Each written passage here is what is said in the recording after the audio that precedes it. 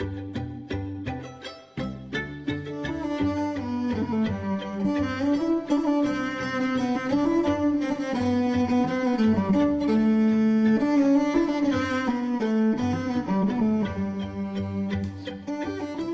to The Lubber's Hole, a Patrick O'Brian podcast. You are with Ian. And with Mike. And together we are rereading the Aubrey Maturin novels of Patrick O'Brian. Mike, we're deep in the depths of HMS Surprise. Tell us, please, where we had got to last week and where we might be headed to this week. Well, Ian, last week we had done the first half of Chapter 7. And in that, Jack supervised the Surprise's refitting and disappointed Stephen by not sending for Sophia so that Jack and Sophia could be married. Stephen wandered Bombay, amazed by its sense of the holy in the midst of all of its crime and squalor. Stephen learned much from his new particular friend, Dil, this vibrant girl that he hopes to give a better life to. And Stephen and Dil then saw Diana at a Hindu festival, so blowing up almost there. And Diana promised Dil 3 wishes if she guided Stephen to her house that night. This is where we are about to end. But Stephen, not wanting to lie to Dil about the visit and having her see this, gave Dil 6 silver bangles. That is her wishes, to take a letter to the Surprise instead of guiding him to Diana's. That's where we left off. This time, in part 2 of Chapter 7, Stephen visits Diana alone at night without Dil, leading to a string of wildly unexpected happenings and unexpected appearances. There's Latin to unravel, comparisons and contrasts between Dil, Stephen, and Diana, shocking news from the ship, and even more shocking news ashore. Right, Mike, this is really one of the highlights of the whole canon for me. This half of this chapter, we've got a lot to talk about, especially for those of us who are, as you might say, Team Stephen. Right. So we are back with the chapter, and Stephen is waiting for Diana at her place. And he's watching this scorpion moving between the pots and the cleaning utensils on the stairs here in this kind of lobby where he's waiting. And all of a sudden, she's there. She's there. Maturin, she cries, and she's running down the stairs, trips over. There's this great big hullabaloo as she trips over these pots, falls into Stephen's waiting arms. Don't you hate it when that happens? And Stephen catches her, gives her a kiss on both cheeks, and we are introduced immediately then to her companion, this Lady Forbes, who's also on the stairs. This lady who has now to take care of the scorpion, and who also provides this kind of chorus of half-spoken extra dialogue, which we'll get to hear a little bit of. Stephen gets into a little chat with Lady Forbes as Diana is wrangling the servants into taking care of the cleaning up and the pots and the scorpion and what have you. Lady Forbes gives her kind of meant spoken dialogue in a regular voice, and she gives her thoughts in a deeper voice, but still audible. And clearly she thinks that she's not audible, but plainly she is. In between thinking aloud that Diana has no idea how to manage servants, and also hoping that Diana will think this fellow Maturin is worth opening a bottle of champagne for, even though, as she says, Canning is so very near with his wine. We get a little bit of the context set up quickly for us by Lady Forbes. It's really, really funny. She's giving him some history about the house as well. But very soon we get past the funny stuff with Lady Forbes and we get into the serious stuff as Stephen and Diana sit down for a head-to-head or even a heart-to-heart. Diana and Stephen chat, and he admires her trousers. She mentions this shirt that she had seen him in earlier. They're both glad that they dress sensibly in the heat, this commonality between them. She asks if Jack is married yet, and Stephen says, well, it should be any minute. The champagne arrives. I'm sure Lady Forbes is delighted. And Diana and Stephen drink to Jack's health. She asks if Jack has grown up at all, and Stephen says that he doesn't think she'd see a greater maturity in Jack. And then he also thinks to himself how he's coarsened a little bit with age, making comments like this about his particular friend here. It's a bit of a sad moment, isn't it? They're all realizing that time is moving on, and perhaps in some ways they're not getting any better. Right. Now, as the supper trays come in and Lady Forbes leaves the scene, we get to sit down intimately, as you might say, with Stephen and Diana. She, just like Dil had done earlier in the chapter, invites Stephen to be fed by her in the Indian way. And this is something that she's really enjoying. There's a kind of show-off element to this. She's in really high spirits. She acts as if she's been deprived of company, and we're going to hear a bit from her about exactly how deprived of various things she feels. Stephen reflects on this view that he has of Diana, how it becomes her to laugh. Dulce loquentem, dulce ridentem. Most women are solemn owls, but then few have such brilliant teeth, he said. How many teeth have you in your head now, Villiers? And it's a very, very bizarre non sequitur, this bit about the teeth. But before we get into the teeth, let's just backtrack a minute. Dulce loquentem, dulce ridentem. Something about talking, something about laughing, right? Right, right. According to Anthony Gary Brown's Guide for the Perplexed, this is part of a line out of Horace's Odes. Okay. It's, according to Karen Ruff, our consulting medieval Latinist, it's a very popular, much debated poem. The first three stanzas of these poems are kind of solemn, very representative of kind of a stoic nature. They talk about how a virtuous man has nothing to fear, should fear no harm. And they cite this example of a wolf who did the writer, Horace here, no harm in the woods, even though he was completely defenseless. And interestingly, something that would have been known to O'Brien, I'm sure, that these three verses were later set to music and are often sung at funerals, especially in Europe. So I don't know, Ian, you'll have to check that out and see if that's worth a social media link there to hear the first three voices, very serious and everything. But then the poem almost becomes farcical. There's this like over the top description about how monstrous this wolf was. And then the narrator is talking about all these other threats that could never harm him. And the poem concludes with where Stephen got his verse here. Set me right under the chariot of the sun in a land forbidden to human habitation. I shall go on loving Lalage, laughing sweetly, speaking sweetly. And Horace may be poking fun at these sentimental poets of his time who assert that love will save you. Karen Ruff was so helpful in kind of pointing us to some of this subtext and also pointing out that this last line about being set under the chariot of the sun in a forbidden land really mirrors Stephen's situation on St. Paul's rocks and, how he was saved by, Horace might say love, Stephen says by the sun. And as you said, Ian, there's a little bit of this kind of the fact that it's turning farcical. It might have all been a little bit tongue-in-cheek, poking fun at these other poets for Stephen just to say all about the teeth. But it also puts us in mind that in Dil's sitting there eating with Stephen, she commented on teeth. So it's a lot of parallels going on here. One other interesting thing here is that this name, Lalage, is, and he doesn't use the name in his quote, but of course, like O'Brien, we go back to it and see it right there.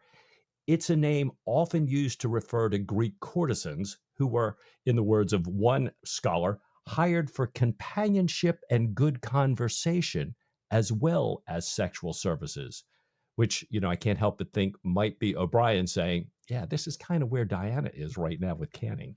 Oh, that's brilliant.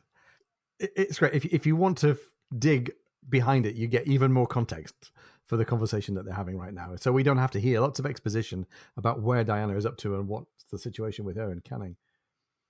So Diana seems to sort of want to establish herself a little bit here and make herself the hostess.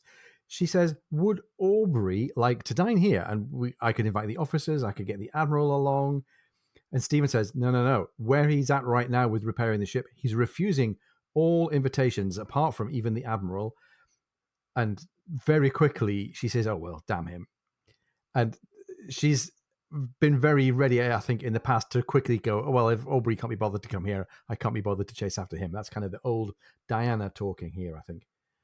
She tells Stephen then how lonely she's been and also how clearly she had him in her mind just before they'd had that encounter at the festival. And once again, we get her renewing this invitation to eat in the Indian way, eating in handfuls with fingers off of the plates. And she comments that Stephen is actually no great shakes at the Indian way of eating. She's horrified, though, when she sees his hands. And in another little dainty bit of callback to the context. Stephen, of course, is still carrying these injuries from the torture at the beginning of this book, which, by the way, now feels like it's the beginning of a book, decades ago, but it's still only a few chapters ago. They've been caught in this torture machine, and he waves it off. He says, it was just some kind of machine. It was an accident. It will soon pass. So she accepts that, sits down cross-legged in front of him on the cushion, and feeds him. And as you said, Mike, this is a really nice parallel to the feeding of Stephen by Dil. In Dil's life, the mangled hand has no significance. She just thinks he's a weird, old, grouchy, ugly, holy man. The difference here is that Diana knows a bit about what Stephen is and what he can be, so she's noticing the injury. It's a very, very touching moment. Yeah, and that parallel seems to be, setting us right up. Diana then asked about that thin child she had seen Stephen with, the one with our poor Urdu. And we remember Stephen thinking, oh my God, this child has helped me so much with my Urdu, even though it's not her first language here. Well, Stephen says, I really wanted to ask your advice about her, about Dil. I don't think she gets enough to eat. She has to beg or steal most of her food. It shouldn't be a problem. I can buy her for 12 rupees, but I don't want to put her to work. And he knows that, as he says, plying her needle doesn't interest her. He doesn't want to give her to the nuns to be clothed and converted. And Diana says, well, she's sure that something can be done with her, but she's going to have to know a lot more first, especially, she says, Dil's caste. And the quote is, you never believe the difficulties that can cause when you're thinking of a place for a child. She may be an untouchable, probably is. So, in order to get a look to find out more, she asked Stephen to send Dil around, anytime he has a message for Diana, and to please have Dil come whenever she's hungry. And she tells Stephen then, in kind of closing that part of the conversation, that he's going to be a real simpleton if he plays 12 rupees for her. 3 is more the mark, she says. Wow. And it kind of put me back in mind. We didn't mention it, but, Lady Forbes in her little conversation said, oh, and the weather, it's hadn't been raining, all these people, the famine, they'll be dying all over the place. It makes a morning ride so tedious. It's like, oh my gosh. Yeah. Different view of humanity here. Right. And by the way, there's lots about this book that is escalating, and this book is an escalation of the sort of depth and quality that we had in the previous books.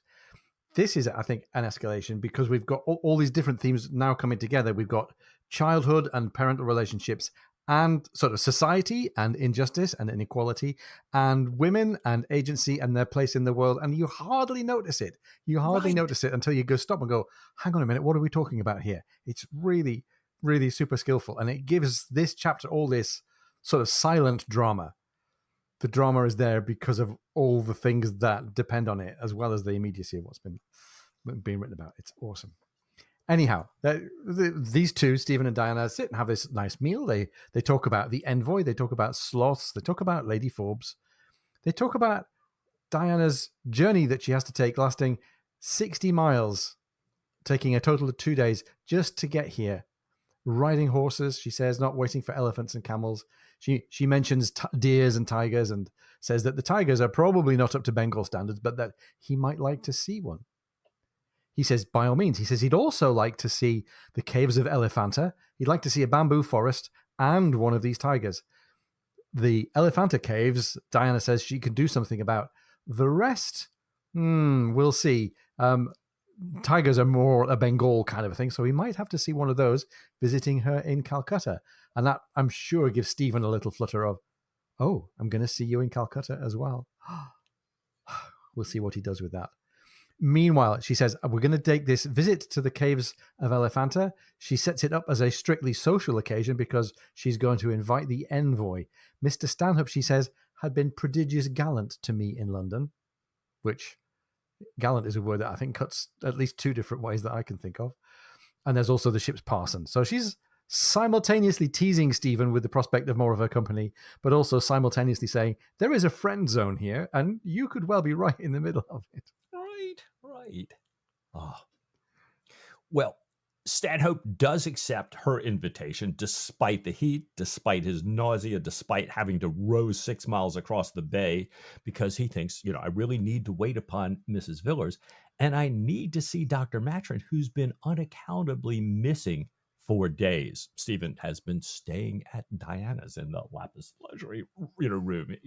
And so, but on the way over there, Atkins, his assistant, having mastered the local gossip, tells the envoy that Mrs. V is not a respectable woman. She's the mistress of a Jew merchant, and that this whole English Bombay community is indignant about it, that Matron knew about this and shouldn't have betrayed His Majesty's representative, and causing Stanhope to kind of give countenance to this sort of connection. So a nice little bit of social context for where Stephen's at and what's going to be happening here.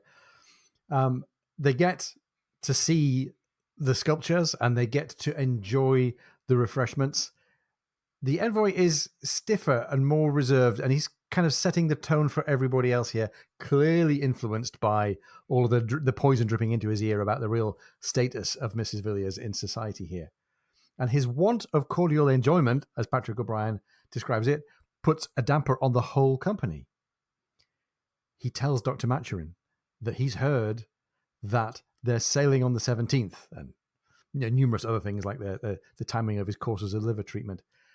And surely that puts a bit of urgency on what's going to happen next. No, says Stephen, there's no way the ship could sail. She's just had her masts out. And there's a bit of a significance here behind everybody's expectations about who's going to be in town by the 17th and who might be gone by the 17th.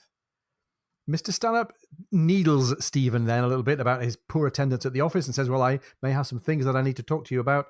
And they sort of arrange that Stephen is going to get caught back up with some work and attend a little bit to the envoy's wishes. But meanwhile, the dinner wraps up.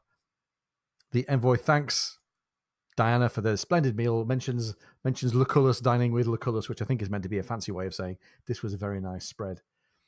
They're done eating, Mike, but they're not done socializing, I don't think. No. And it's interesting, even the parson who got invited, because, Diana wanted to make this a big social occasion, he's very reserved because he's heard Atkins' information too. And he's shocked by some of these sculptures, female hermaphrodite sculptures in these caves. And Atkins and the young men in the envoy suite are enjoying themselves, making enough noise for the entire party. Now, Atkins has been helping himself very liberally to the champagne. And after this dinner, he leads Diana off to a striking group of sculptures, and points out these delicious curves and things, while holding at her elbow and breathing on her. She thinks he's just in wine. She detaches herself, goes back to the party, happy to see Stephen hurrying towards them. And at the end of the party, Atkins sticks his head into Diana's palanquin, this, kind of one passenger litter carried by multiple bearers on two horizontal poles. And with an arch look, Atkins says, I'll come up and see you one night. I know where you live. And that leaves Diana speechless. Absolutely. What a... I can't think of the right word. It's not a polite one anyway. What an asshole. Yeah, right. And this is more than just a Me Too moment. This is like Diana is being taken for granted by a lot of Bombay male society. Right. By the way, just to mention the Elephanta Caves, of course, they're a real thing. They really are a set of ancient caves and sculptures on the outskirts of Bombay. They are a UNESCO World Heritage Site, and you can go online and find out about them. The island where they are is now also known as the island of Garapuri. The sculptures are all of Hindu deities and deities related to Hinduism as well. There's the big striking one. The first cave contains this god Shiva, who we've talked about before in the chapter here. The total complex, though, is really, really widespread, 65,000 square feet, which is a lot, I guess. More than my house. From the photos, take a look and judge for yourselves what you think of the photos. I would call the sculptures voluptuous rather than erotic, but maybe that's my 21st century view of female flesh. I don't know. Anyway, really fascinating place. And it's not surprising, maybe then, that one or two of them got a little bit warm under the collar. Stephen goes to wait on the envoy, and later that day he returns to Diana's, saying the envoy sends his great compliments, thanks to that. And he notices that Lady Forbes is unusually, kind of withdrawn, a little bit frightened, and leaves. And Diana asks Stephen if he has ever been to such a wretched, miserable, damn picnic. She's not very happy with the way it turns out. She says that she's fallen pretty low to have, in her words, an odious little reptile like Perkins take such liberties. Diana means Atkins, not Perkins. Okay, Yeah. Norton, let's get our proofreaders up to speed here, bud. And she says that she has a vile life now. She can't go out without the fear of an affront. She's usually cooped up in her foul house all the time. Only a half dozen women will receive her. Four of them are demi-reps, meaning, four of them have their own chastity, considered doubtful. And the others, she says, are charitable fools. The rest of the women really know how to place their darts. They're not obvious because she can hit back and Canning can break their husbands. But she says their darts, in her words, are sharp enough and poisonous, my God. You have no notion what bitches women are. It makes me so furious I cannot sleep. I get ill. I'm bilious with rage, and I look 40. In 6 months, I shall not be fit to be seen. Well, no woman leaves a gap like that in the conversation without a clear invitation for the man to fill it. So Stephen does okay. I mean, this is a really intense conversation. There is this escalation going all the way through it. But for now, it seems like Stephen is managing to stay on the level and just kind of play nice. He compliments her on her complexion, kind of contradicting her view that she's aging rapidly in the complexion. She says, you're easily taken in. It's only what she calls trompe couillon. Trompe couillon means literally cheat the testicles. It's an artifice to con a gullible fool. She says she has the best makeup artist, as she calls her, the best woman painter since what's her name? And Stephen helps out. Vigée Lebrun? No, she says Jezebel. And she says, look here, and draws a finger down her cheek, showing a faint smear of pink. So, Mike, Vigée Lebrun, I can take that one. That's a famous artist of humble origins who married an art critic and a dealer in 1776 and became a leading figure in Paris society, painting portraits, including Lord Byron and many of Queen Marie Antoinette. Vigée Lebrun was this great artistic figure in Paris, which, of course, is a place where Stephen knew well and was well known. Jezebel, she says, is more like the mark. Who then was Jezebel? I think we all know the association here, Mike, but how do we get to it? Well, if we go back to the Old Testament, Jezebel was the literal person, the wife of King Ahab of Israel. Now, she was not from Israel. This was a political marriage. And she had such influence over the king that she led Israel into idolatry and persecution of prophets, particularly Elijah, one of the great prophets.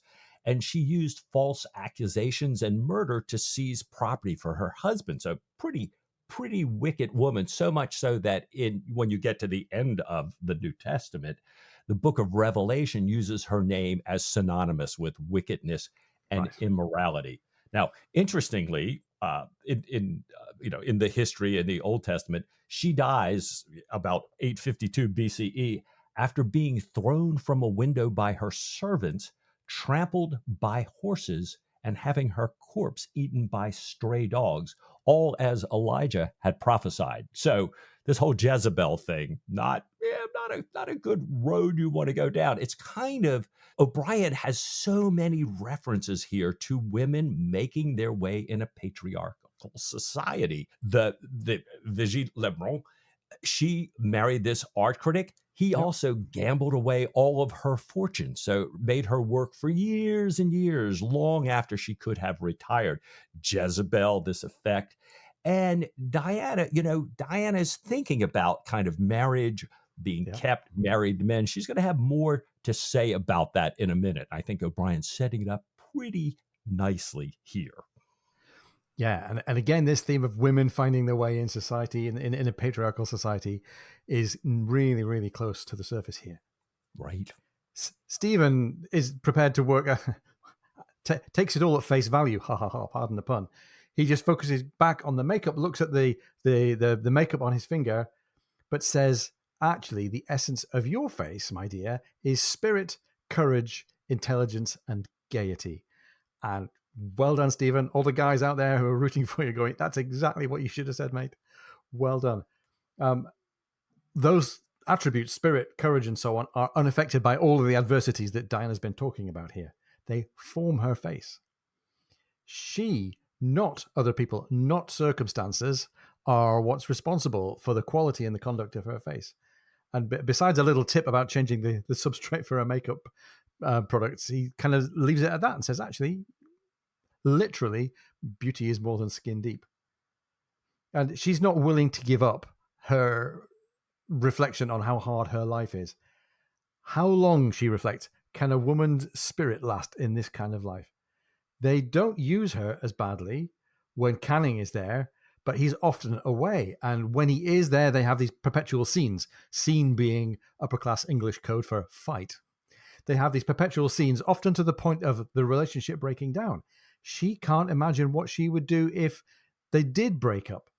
She'd be penniless in Bombay. And this is her reflecting on that possibility. It is unthinkable. And to feel bound by cowardice is unthinkable too. Oh, he is a kind keeper, I do not say he is not, but he is so hellish jealous. And at this moment, she stops mid-flow to yell and throw something at a servant that's crept into the room. We might find out in a page or two exactly what the servant was creeping in to talk about, but never mind. She feels, she says, humiliated to be suspected, to have at least half of the servants spying on her. That's why she says she had brought her own people. She says that the only thing that's even half bearable for her, the only thing that makes life worth something, is traveling. Going from one place to another, something that she and her spirit can tolerate and almost enjoy. It is, she says, an impossible situation for a woman with any spirit.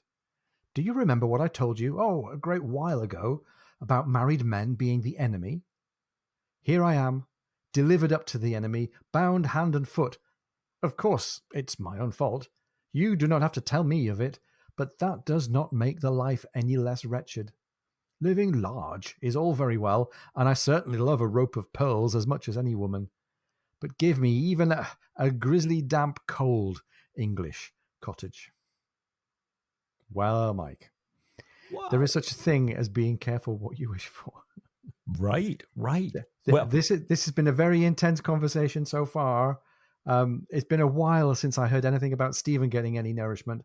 I have a feeling that Diana could probably do with wetting her whistle before we get to find out what's waiting around the corner for her, now that she's been talking about damp, cold English cottages. Shall we give ourselves a quick break, freshen up our glasses of champagne, and come back?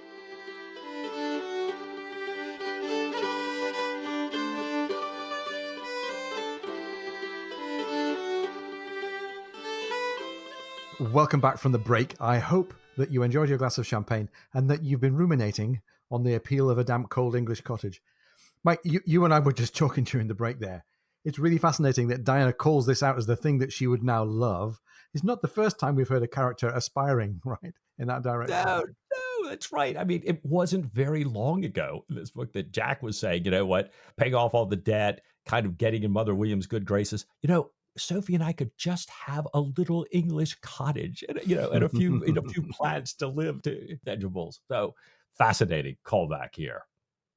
Well, Stephen kind of seizes the opportunity, but I think this has been in his mind all along. He says that he's sorry she's so unhappy, but it gives him a slightly greater confidence and a slightly greater justification to make his proposal. And she smiles and she says, well, Stephen, are you about to take me into keeping? And he says, no, kind of in the very same tone that Diana has said. And he privately crosses his bosom and says, I apologize for not knowing the accepted forms of making a woman an offer of marriage, but I beg that you'll have the very great goodness to marry me. And when she's silent, he tries to use a little persuasion. And Stephen being Stephen, he says, it would oblige me extremely. So I thought, oh, Stephen, you're not selling this thing pretty well. But you were doing great up to this point, man. You were doing just great. But this has a pretty strong impact on Diana. Right. He was keying himself up to it. She was completely blindsided.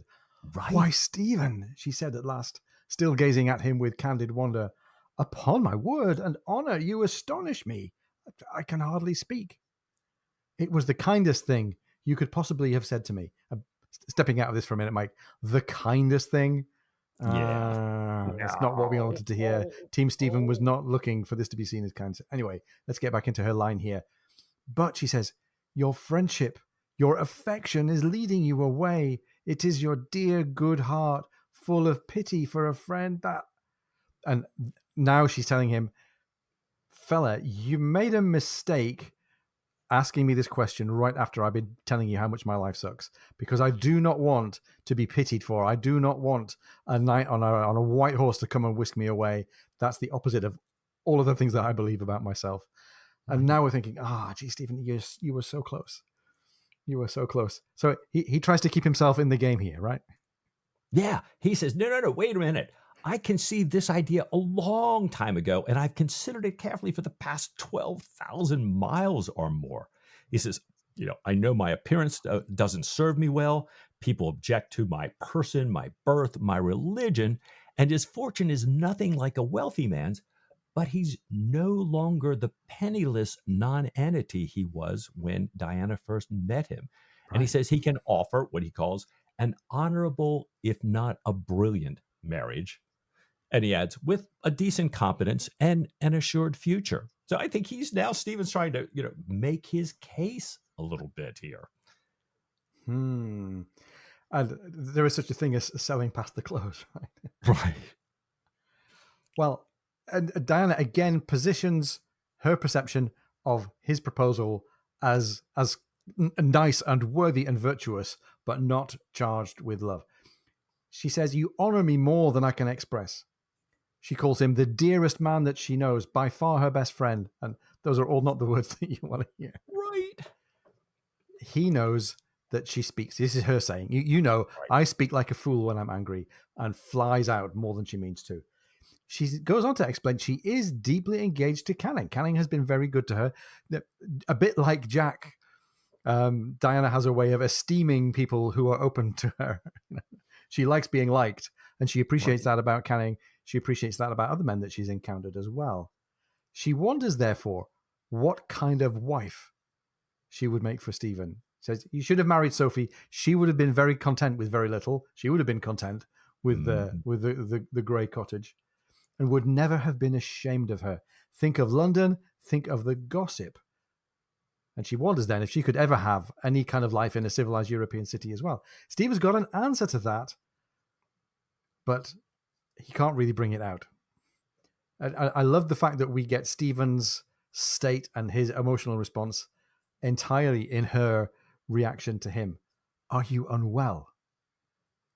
And he's clearly deeply, deeply emotionally affected here.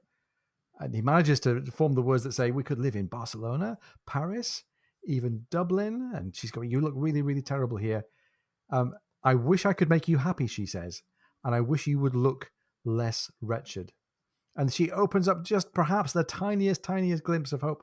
Perhaps, if it were to come to a break. And Mike, this is a silent beat. There's an undescribed, dialogue-free, reflection-free 10 minutes. And we're not allowed in. For just one brief moment, but the part of my brain that thinks, well, perhaps I'm reading a Jackie Collins novel. But one tiny part of my mind thought, I wonder what they're doing for 10 minutes. I don't think they're actually making love. But this is the way that O'Brien highlights the emotional depth of this moment. Stephen cannot speak, and they are two together silently. And we're going to have another silent, deeply emotional beat coming towards the end of the chapter. Maybe we can make the connection. Anyhow, Stephen brings back his kind of material assets into the conversation here. His fortune, he says, is not so little by European standards. And he goes on to describe his assets. He goes on to describe his pay. And Diana sort of teases him a little bit gently with this here. Yeah, she says, "Oh, don't forget your castle in Spain." And then she says, "Why don't you just lie down and describe the castle to me?" And Stephen starts out kind of talking about it, but then he gets very forthright, describing its limitations. 5 habitable rooms, mostly inhabited by sheep. Really a romantic ruin. But he says, and Stephen's words, but romance does not keep the rain away. And I think he's saying, yep, Horace is right. Yeah. Romance doesn't keep the rain away. Stephen thinks to himself, I've made my attempt and it failed. And so Ah, he just starts to ramble. He talks in a detached way about his sheep, about rent rolls in Spain, the inconveniences of war, well, the chance of prize money. And Diana interrupts him. And she says, Stephen, it's if she wasn't kind of listening there for a minute, what you said turned my head so much, I hardly know how I replied. She says she needs time to think about this, a lot of time. She wants to talk about it again when he's returning from dropping off the envoy and has to stop in Calcutta. She'll meet him there. She said, for now, though, you need to put on a light gown and let's go outside and cool off. Again, she's looking at him going, this guy looks not well at all. yeah. By the way, why does he need a gown? Back to my Jackie Collins moment a few minutes Yeah. ago. Well, and she was saying earlier, it's so hot, just take off your jacket, take off. So I think he's Exactly. been taking off clothes, and that's just Stephen, right? Indeed, indeed. Stephen says, "No, I don't want a gown. Is it?" asks Diana, "because this is Canning's gown, because he's her lover, because he's a Jew." And Stephen rejects this idea. He says, "I have the greatest esteem for Jews. It's illiberal to speak of a heterogeneous, a kind of common body of people in that way, as if they're all the same." And you know what they say? Speak of the devil. Into the room walks Canning. We don't Whoa. know. Stephen doesn't know and wonders to himself, how long's he been there? How much of the previous conversation has Canning heard? And Mike, we kind of look back. I thought perhaps the servant, although Diana thought the servant was spying, maybe the servant was trying to say, the master's coming. Certainly Mrs. Forbes had seemed a bit unsettled by something earlier on when Stephen came in. So maybe there were warnings all along that Canning was in the offing. But Diana doesn't miss a beat. She goes straight into a very plausible sounding explanation, we hope, that Dr. Maturin was finding the heat too much, and she's been trying to persuade him to put on a gown and sit outside. You do remember Dr. Maturin?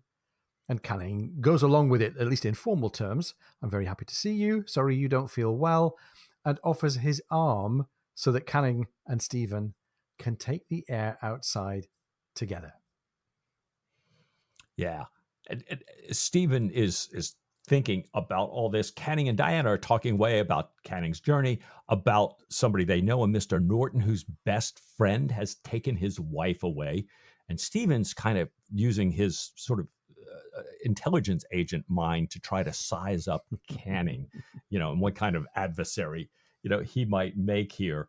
But, Canning turns to Stephen after that conversation and says, it's not a pretty thing to seduce a friend's wife, perhaps referring back to this Mr. Norton, but also clearly kind of pointing at, what have I found here?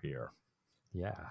Well, Stephen says he's sure Canning is right, but he wonders whether a woman, a married woman, could be led away by a wicked man as if she were some booby, some stupid or childish girl.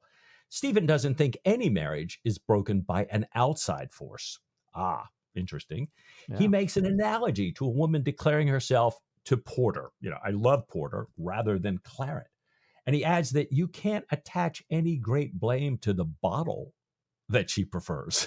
If this is what a woman decides she wants, it's not the claret's fault. It's not the porter's fault. Canning is not quite having this. So No, and it's funny. This is another moment when I think Stephen is showing himself to be a little bit on the spectrum here. It's a sort of detached, chattering dinner party way of talking about adultery and infidelity, and I'm almost thinking he's sort of chatting away like this, maybe unknowingly, maybe deliberately provoking Canning to say, "What the hell are you talking about? This is my woman." Anyhow, Canning, once again, goes back into the formality of this kind of chattering conversation and then asks about Jack Aubrey. And of course, there is this personal history between Canning and Aubrey from way back in Post Captain. Perhaps we should drink, says Canning, to Captain Aubrey's happiness. I'm astonished, he says, to hear that Aubrey is refitting Surprise in Bombay right now. And perhaps he's actually saying, oh, I'm astonished that another person who pursued Diana in the past has found his way here, around the globe. What am I to make of this? Stephen certainly doubts that Canning is really all that astonished. And after we get some praise for Jack, Stephen tries to wrap it up. He says, I need to get back to my lodgings down near the shipyard. There's work to be done. And he had indeed kind of promised to the envoy that he would get his head back into some work. He says he's looking forward to the work. Oh, no, you don't, says Canning. You can't walk there. And I don't think this is Canning manipulating anything. This is just Canning, I think, offering a bit of genuine advice. You're going to get knocked on the head if you walk around Bombay at this time at the dead of night on your own. So even though Stephen prefers to walk, Canning finally persuades him to take an escort, a group of saber-bearing Sikhs. Sikhs are the kind of very, very warlike aristocratic caste in India, the guys with the beards and the turbans. And off they go. Outside the wall of the shipyard, Stephen and his Sikh escort find a group of men standing over a body that's clearly been robbed and murdered, and the body is beyond Stephen's help. So it turns out Canning was right. The streets of Bombay are dangerous places for people who have stuff worth robbing. Well, Stephen is surprised to see a light burning in the house that he shares with Jack. It's now, way, way, way late in the night here. And he's even more surprised when he goes in and he finds Bondin asleep at the table. Bondin wakes up. He's so happy to see the doctor. He tells Stephen that all hell is up. The captain has had messengers going back and forth every hour to find the doctor. He says, as a result of not finding him, Babington is in irons, and the captain flogged Mr. Church and Mr. Callow with his own hands, these other midshipmen here, probably, we assume, for not finding the doctor here.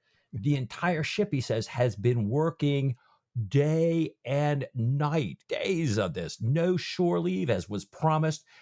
Bunches of locals hired by the captain personally to help. And Bondin's only been allowed to be here because of these. He's got all these heavily bandaged arms from boiling tar. But he says that tar is nothing to what the captain has been ladling out to get going quickly. He says, we think maybe he's gotten word of Linois. They're trying to figure out why he's in such a hurry here. He says they sail on tomorrow's tide. He says this entire time he's been calling for the doctor, damning everyone who can't find the doctor. And Bondin gives Stephen a letter from Jack. Stephen looks at it. It starts saying that he has to come aboard immediately upon receipt of the letter. And he looks up, he says, Bondin, this is dated 3 days ago. And he says, yes, we've been waiting for you in shifts the entire time here. Wow. Well, Stephen says, I need a few hours of sleep before sunrise here. I'll read this tomorrow. I can't read this now. And I'll be on the ship before the tide. I'll get that. And Bondin says, look, you don't get it. I can't go back without you. I've never in my life seen the captain this outrageous. And Stephen kind of pushes him out the door and says, you don't have to hurry back to the ship. Take your time. And then he locks the door, locking Bondin out. Whoa.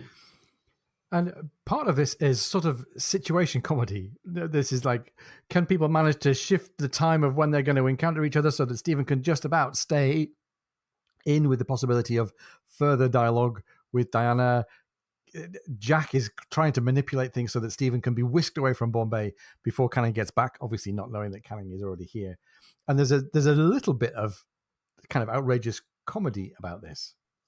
Yeah. And I think in Jack's mind, Diana and Canning were supposed to both show up on the 17th. He has no idea Diana has been here. And yeah, exactly. No, and Stephen cottons onto this. He thinks, well, tomorrow is this date, the 17th, that everyone's been talking about. This is probably the reason why Jack is rushing to leave, to get me out of Bombay. He knows that Jack's intention was kind, and he admires the effort at manipulation, and thinks that even though he's under naval law, he was not to be moved about quite so easily. He has never cared for laws at any time. So this can't just be obedience to naval correctness that's moving Jack to pull heaven and earth together This is Jack trying, in his view, to help his particular friend here. And in a funny way, trying in a way that's completely antithetical to Stephen and who he is. Yeah, Look, my yeah. friend. Yeah. I'm not some trained pooch here. Right. Well, Stephen undresses, pours cold water over himself, and tries to write Diana, but he can't get the letter right. And he's thinking about Canning, a formidable enemy, sharp, silent, and quick, if he is an enemy at all. And then he thinks, well, I might be overreaching in my thinking. And he's kind of nauseated by all this perpetual suspicion and intrigue. He just hopes this nostalgia for a plain, direct relationship. Then he kind of goes formal, writes Diana, begs her pardon for not taking leave.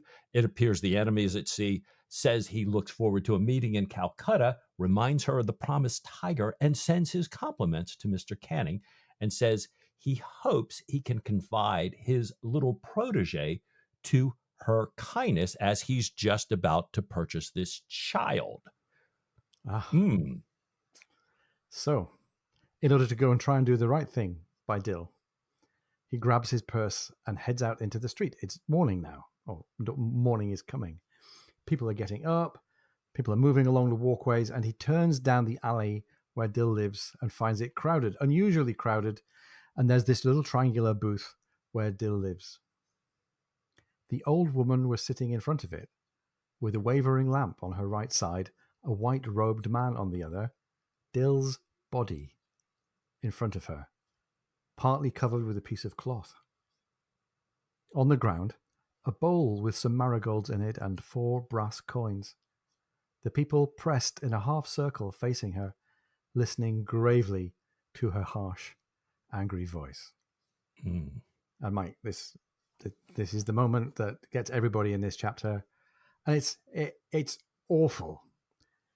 It's awful because we had been so carefully distracted by all of the kind of hijinks of Stephen and Diana. We had associated Dil with aspiration and quirkiness and fun and the future. We'd seen her running down the alley with bangles on her arms, wings out like an angel, and now here she is. And this is as big, obviously, even bigger of a gut punch for Stephen than it is for us. Stephen sits in the second row, his legs going down like they've been cut from under him.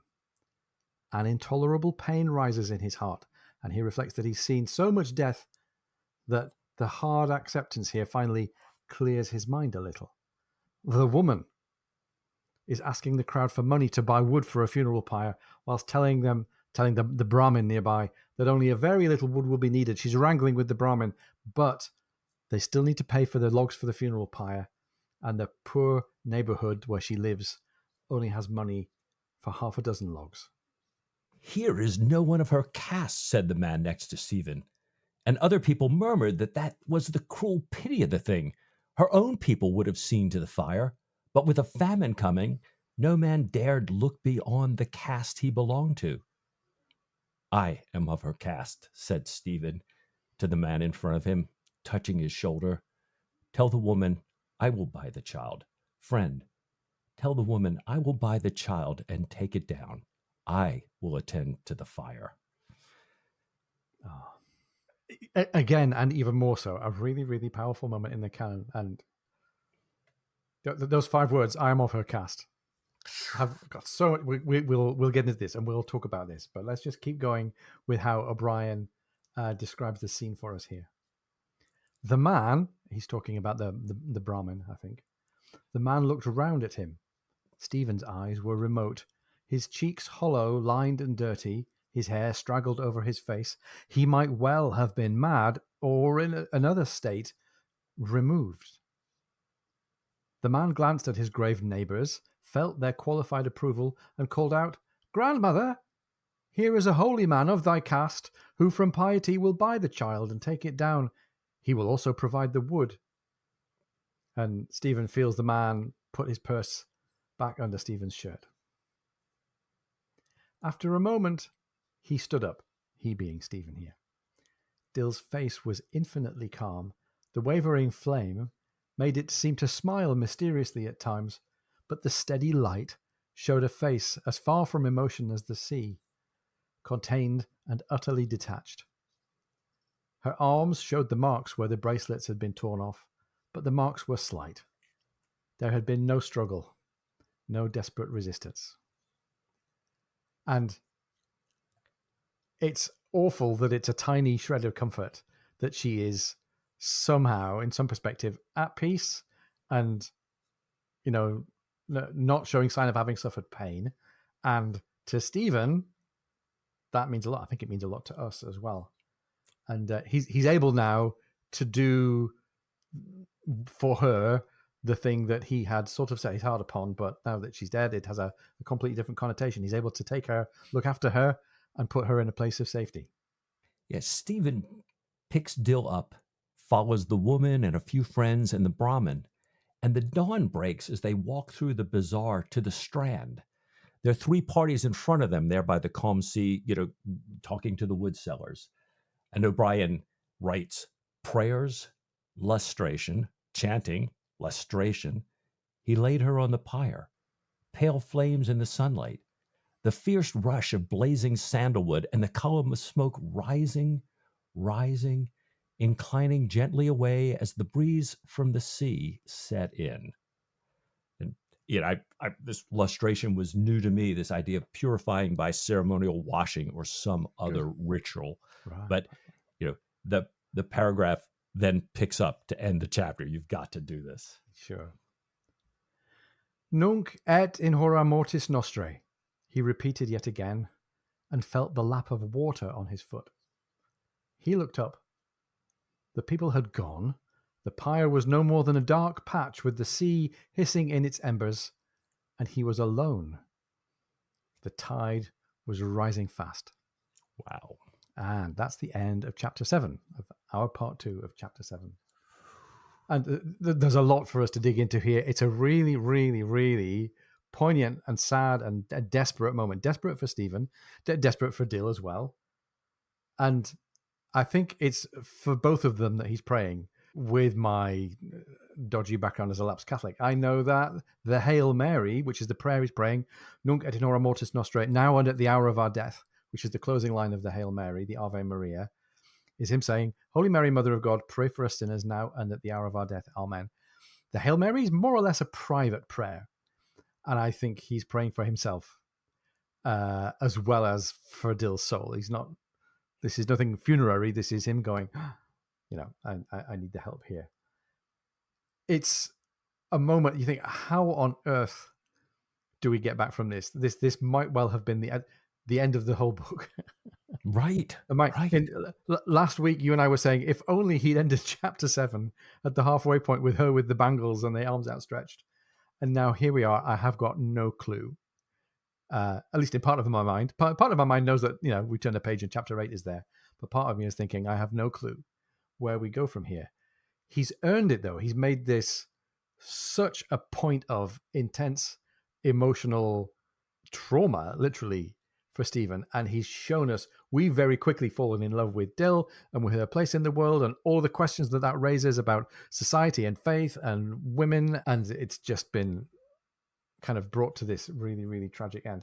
It's like we keep saying, it's a mini canon. It's a mini, it's a mini series of novels all by itself, this chapter. Yeah, it really is, Ian. And thank you for carrying on through the end of that chapter. I thought, having done this so often, I could, but I couldn't. Right. Last week, we remember Stephen thinking about Diana and Dil having some common quality that he couldn't, he was kind of groping for here. Yeah.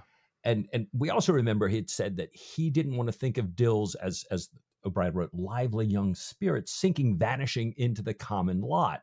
And he was so delighted to see Diana, before she saw him, to see that her spirit was back. She wasn't like he had seen her in London at the theater. And I kept thinking to myself, perhaps that's it. Perhaps it's their spirit, their individual uniqueness that flows from that spirit. That's the common quality between the two of them here. Yeah. And it meant a lot to O'Brien that the sequence and the imagery was really, really important. And we have talked about indirectly, and we're going to talk about in at least one more interview before we get to the end of the canon here. We're going to talk about some of the biographical specifics around Patrick O'Brien. He had difficult, problematic relationships with his children and with children generally. And it's funny, part of me was sort of smiling at how similar his arrangements for Dil were going to be, how similar they were to the arrangements that you might have made for getting a sloth taken care of by the priors. We'll come back to that in a second. But I think it was really important to O'Brien to show for us the poignancy of the picture of the image that he has of her running away down the hill with the silver bangles on her arms.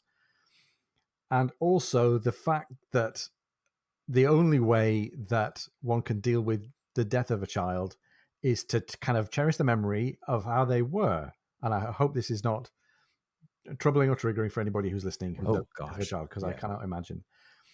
But I don't think you can say from this, I don't think anybody could have ever said that Patrick O'Brien must have been a bit of a mean guy to his kids. Even if he was at some point, the way he chooses to write about the thought and the mind pictures and the ideas and the associations of having a loving relationship with a child and then losing that is really profound. And if you're reading this chapter and you have not yet got to the stage in your life when you have kids, then read it again in the stage of your life when you have kids, and you'll be in bits like me and Mike. It's really stunning. And like we said all along, O'Brien's at his best when he's writing about our lives and how we are and what we're responding to. Yeah. And it struck me, Ian, this thought that Stephen didn't want her lively young spirit sinking, vanishing into the common lot, that in fact she doesn't. It's not going to happen. She'll be forever, as you're kind of saying, that delightful bird flying away, her unique youth unencumbered by her sex as he wanted. She will remain in this state because she dies in this state. So Stephen was wrong when he said that Joshua was the only man who could stop the sun and the moon. The robber essentially did that to Dil. Right. And it was kind of a crazy thought I had. I said, in a way, you said earlier, be careful what you wish for, Diana, in your cottage. And I was thinking, Stephen kind of got what he wanted. Dil, time has stopped for Dil. And he also gets what he doesn't want.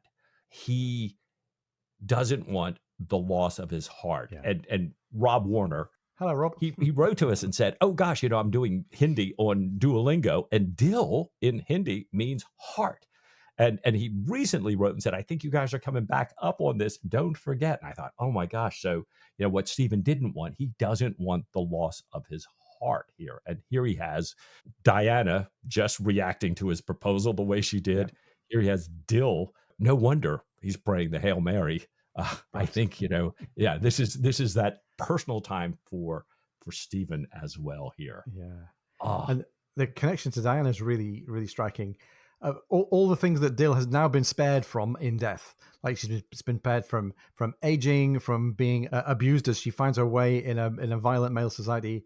All of those things have happened or are happening to Diana, and it's pretty terrifying that maybe the only way that a woman can protect herself in the society that we're talking about here, the only way that you can protect yourself from all these bad outcomes is by not being there. That's pretty horrid, and that points up the kind of inescapable adversity that Diana's been facing. And whatever we want to say about Diana's character and how she's treating Stephen, you can also see that she's finding her way in the world, and that's why Diana at this stage and all the way onwards from here is a fascinating character for male readers and female readers. Right, Diana and Sophie here. I think, like you say, Ian, that this kind of brings back, just the way Stephen doesn't want Dil's spirit stilted, he doesn't want Diana's spirit stilted either. Yeah. And it really impacted him when he heard about, how this life that she has with Canning, and sees that it's shrinking her spirit, as she said, just the same way we remember that sea serpent caught in the net. And, she's feeling caught in that net. Stephen loves the life and the grace in Diana. He loves to see her being her. He loves her for her. He doesn't judge her the way others do. And perhaps it's also the way, as you say, Diana is kind of fighting against vanishing into this common lot because of her sex. That is a common quality between her and Dil, part of that spirit. And that, as you say, it's getting difficult as you age. Is this the only way that women can do this? Clearly, there is that other alternative that you mentioned and that we saw with that sea snake trapped in the net. What does it do? bites itself. It essentially kills itself, perhaps not meaning to, not intentionally, not suicide, but with its actions. And, I'm thinking, oh God, Diana, no, no, we don't want you being the sea snake. We don't want you being Bill. No. No, we want something else. Oh, There are loads of really beautiful and striking ways in this chapter or this couple of chapters that O'Brien is just very discreetly drawing our attention to these parallels. So we've talked before about how he uses imagery and how he uses juxtapositions and parallels to highlight things like language about sight or sky or color or smell. We've had teeth. right. It's bizarre to talk about it, but Dil notes Stephen's teeth as Stephen is eating in the beginning of this chapter. Stephen notes the brilliance of Diana's teeth as she laughs and teases her, asking how many she has. Dil counts how many teeth Stephen has. Thou hast 15 teeth above and one less below. So they're all kind of noticing each other's teeth here, which is a really bizarre thing. And it's interesting to me, Ian, that once again, we see Dill just noticing, and we see Stephen and Diana kind of judging a little bit. Well, these are brilliant teeth and not the solemn owls of most women. Dill's just like, oh, I see your teeth. Stephen's like, oh, she has brilliant teeth. And then how many teeth do you have? And well, Diana, I don't know. I should have. It's just fascinating, this difference between Diana and Dill and the similarities too. Yeah. And there's almost this callback right after that where, we go immediately from the teeth to Diana saying, oh my gosh, here's this food. Oh, look at this plate coming in. How I loved it as a child, and I still do. Perhaps saying to us, I still have some of these childlike qualities. This is some of that. And I still have this spirit that's actually even more so because of what I've been through. And I wondered, Ian, if the name provided any insight, this name that she calls out, because it's not the name of an ordinary dish in this area. No. As we get to people feeding each other, the dish that gets named here is bid pie chatter. And according to Anthony Gary Brown's The Guide for the Perplexed, chaat is a term for various types of spicy appetizers. And I've had plenty of appetizers called chaat whenever I've eaten at Indian restaurants, but I've never had bid pie chatter. So bid pie then is a word in Hindi that relates to the author of a famous set of Persian fables. Persian or Mughal culture was kind of very, very influential in India. The Persians, the Mughals, kind of invaded down through the north of India thousands of years ago, and lots of Mughal culture and language and basically Persian language is present in lots of Indian culture. So bid pie refers to this author of a set of Persian fables and has nothing to do with food. So it's a sort of invented juxtaposition of these two words, food and fantasy. And maybe somebody's talking about how as adults we all love spicy fantasies. I don't know. Yeah, or that Diana's, in the midst of this, the way some of this childishness is playing out in her spicy fantasy. Because she seems to be thinking, this thing with Canning is awful. Well, although he is really good to me, it's kind of nice. When would I ever have this life again? Oh, maybe I'd like to be it. And it's just fascinating to me. But we do have all this stuff going on. One difference, like, we talked about Diana and Dil and feeding and Stephen and everything. To her credit, one of the things that I thought is fascinating is that they both fed Stephen, and they both, in their own ways, are kind of mothering to Stephen. We see Dil mothering Stephen very much. And Diana, you don't look well. You need to put on this gown. You need to do that. So I love that. But I think there's still a big word in this chapter. You pointed it out earlier, Ian, that, we got to talk about caste. Caste. Yeah. Wow. And O'Brien's been talking about society and a hierarchy and inequality since the second chapter of Master and Commander. But it's really, really brought to life here. Diana lives in a real world, and she's very aware of where her place and her conduct have put her in society, and she's been moaning about it in this chapter. And then when Diana is asked what can be done for Dil, Diana points out the importance of caste in Indian society. This showed up when Diana was trying to wrangle the servants to take care of the pots and the dust and the scorpion and whatnot. They have to wait for servants of the right caste to be able to touch the right object and take care of it. And she complains about how that slows down progress in society. Stephen, on the other hand, resolutely refuses to see the world through any kind of lens of privilege or hierarchy. he sees it the way he wants it to be. By the way, I think Jack Aubrey does the same thing, although Jack Aubrey's pretty happy with hierarchy. And it's interesting to think of another famous Indian, Mahatma Gandhi, who said in a famous quote, "Be the change that you want to see in the world." And maybe Stephen is going through his life trying to be the change that he wants to see in the world, to be a small L liberal, to be an open-minded, anti-authoritarian, humanistic force for good. That certainly seems to be the power behind his motivation to keep spying for the British government against Bonaparte. That also seemed to have been the root of his idealistic involvement in politics and revolution in Ireland, perhaps also in Paris, because he was in Paris for a while at about the time of the revolution. When he steps up to the scene of Dil's, well, maybe not her death, but the scene of her, the crowd gathering around her, he sees caste very differently. He sees it as a matter of choice. And he's talked as well earlier on in the canon to Jack Aubrey, is like, isn't your identity what you choose to make it, or what somebody else chooses to make it? Right. And hence, he can say with great seriousness and great truth, "I am of her caste," which nobody else in the crowd seems able or willing to say. No. I mean, we've got Lady Forbes comments, everybody, all these comments about this, and it's just so incredible. One of my favorite lines in the canon here. Oh my gosh. All these kind of comparison and contrasts, this thinking about Stephen wanting to preserve Diana's spirit the way he wanted to preserve Dil's. I'm just hoping that there's a better way to do that, as we've been talking all along here. I don't want him to somehow accidentally be a part of actions that will result in Diana's demise the way, I think clearly with this thing about the bangles suggests that it's partially his actions that put Dil on this path of death. Although in that area, as O'Brien clearly paints the scene, it was ever present. We just were a little distracted from it. Yeah. And he reminds us with the Sikhs returning home with Stephen. Yeah, indeed. And of course, the thing that he has to notice, the only injury that he notices on her body, is where the bangles were forcibly taken off her. Exactly. So we hope that that's the kind of fate, as you say, Mike, that's not awaiting Diana.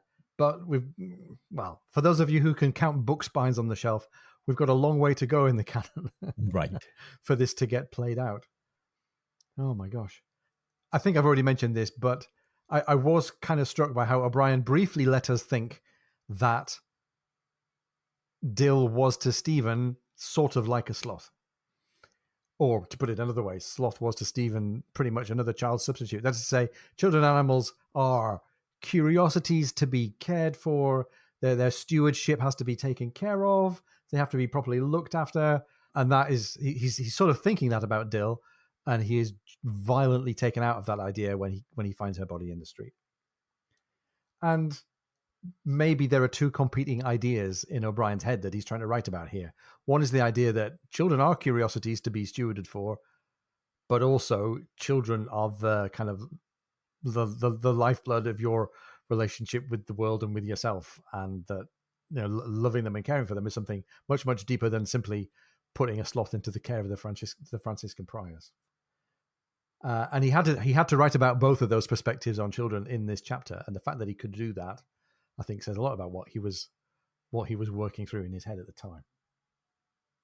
Similarly, Mike, briefly in our previous read through this chapter, or rather read through this book, we talked about the death of innocence, and I sort of dug around for other episodes in literature that had highlighted the death of a child, really just to help make sense of the big gut punch that we get in this chapter.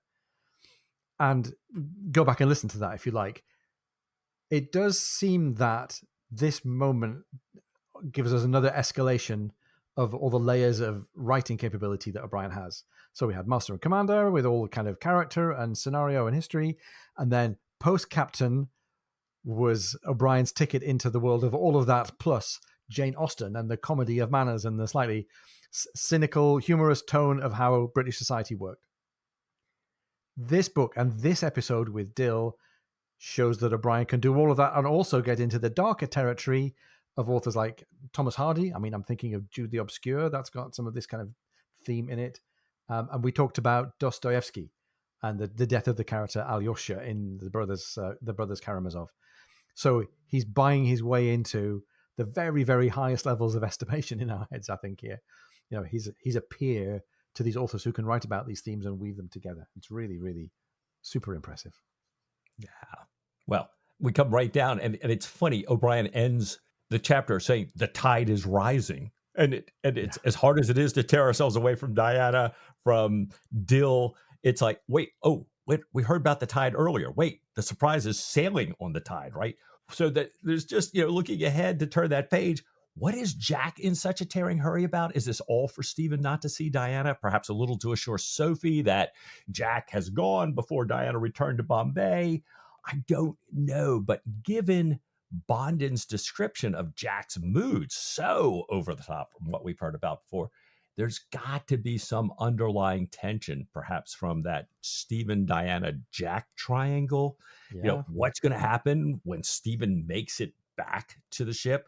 And after Dill's death, will he actually make it back in time? He's still on the beach with the tide rising. I can't wait to see where this goes. Me either. I can't wait to turn a chapter and feel something different from what I'm feeling now. Anyhow, amen. The tide is rising. There are chapters left in this book, so I think, Mike, I've got to ask you the age-old question: what do you say next week to just another page or two of this fabulous Patrick O'Brien? I should like that of all things.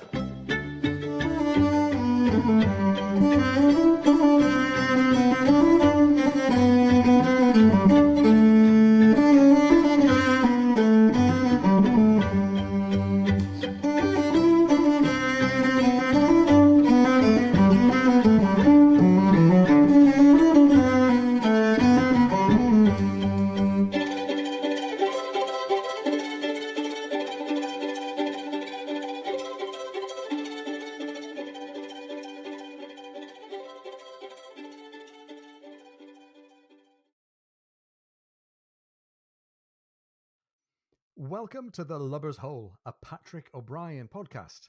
You are with Mike. And with Ian. And all together... Oh, sorry, do you want to go again? Well, I think we did. You said you were with Mike, and I said, and with Ian. There you go, Sam. Have we been doing this too long? Maybe so. Well done, guys. Some days I don't even know who I am. I love it. So natural.